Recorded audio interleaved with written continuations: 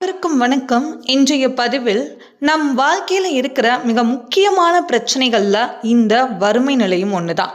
அதனால நம்ம வாழ்க்கையில இருந்து வறுமை நிலை நீங்கணும், மாறணும், நம்ம வாழ்க்கையிலையும் எல்லா விதமான முன்னேற்றமும் நமக்கு கிடைக்கணும் அப்படின்னா கண்டிப்பாக குபேர வழிபாடு செய்யணும். அதோடு சேர்ந்து நான் இப்ப சொல்லக்கூடிய இந்த ஒரு குபேர ஒரு மந்திரத்தை நீங்க தினமும் காலையில எழுந்ததும் இல்லைன்னா நீங்க எப்போ விளக்கு ஏற்றுறீங்க அந்த நேரத்துல நீங்க சொன்னால் கூட போதும், கண்டிப்பாக உங்க வாழ்க்கையில நிறைய ஒரு மாற்றங்கள் நிச்சயமாக ஏற்பட்டு உங்களுடைய வறுமை நிலைகள் கொஞ்சம் கொஞ்சமா கண்டிப்பாக மாறுங்க. சரிங்க, அதை பத்தின முழு தகவலை தான் நம்ம இப்ப பார்க்க இருக்கிறோம். இப்பதான் நம்ம சேனலை நீங்க ஃபர்ஸ்ட் டைம் வாட்ச் பண்றீங்கன்னா மறக்காம சப்ஸ்கிரைப் பண்ணிக்கோங்க. பக்கத்துல இருக்கிற பெல் ஐக்கானை கிளிக் பண்ணிக்கோங்க. அப்பதான் நான் போடுற வீடியோஸ் எல்லாமே உங்களுக்கு நோட்டிபிகேஷன் வரும். இப்போ வீடியோக்குள்ள போகலாம். நம்ம வாழ்க்கையில பெரிய ஒரு பிரச்சனை தான் இந்த வறுமை நிலை, பண கஷ்டம்.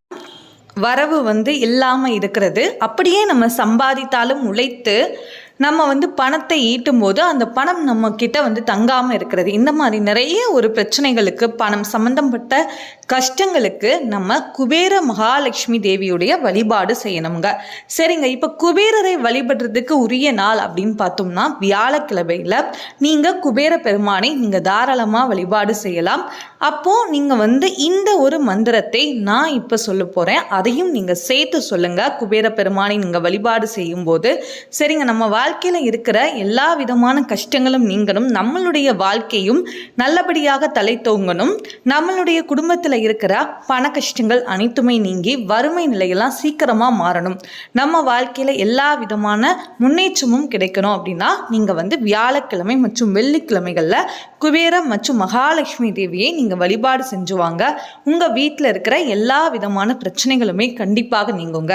சரி, இப்போ நான் சொல்லக்கூடிய இந்த மந்திரத்தை நீங்க சொல்லுங்க. குபேர நீங்கள் வழிபாடு செய்யும் போது இந்த மந்திரத்தையும் நீங்கள் சொல்லுங்க. இல்லைன்னா தினமுமே நீங்கள் தாராளமாக சொல்லலாம். விளக்கு ஏற்றும் போது நீங்கள் தாராளமாக சொல்லிக்கலாம். இப்போ என்ன அப்படிங்கிறத பற்றி பார்த்துடலாம். குபேரருடைய ஒரு மூல மந்திரம் தான் இது. ஓம் ஸ்ரீம் க்ரீம் க்ளீம் லக்ஷ்மி குபேராய நம. இன்னொரு முறையும் நான் சொல்கிறேன். ஓம் ஸ்ரீம் க்ரீம் க்ளீம் லக்ஷ்மி குபேராய நம. இந்த மூல மந்திரத்தை உங்களுக்கு எவ்வளோ சொல்ல முடியுமோ நீங்கள் தாராளமாக சொல்லலாம். உங்களுக்கு நேரம் இருக்குது அப்படின்னா 108 முறை நீங்கள் சொல்லுங்க.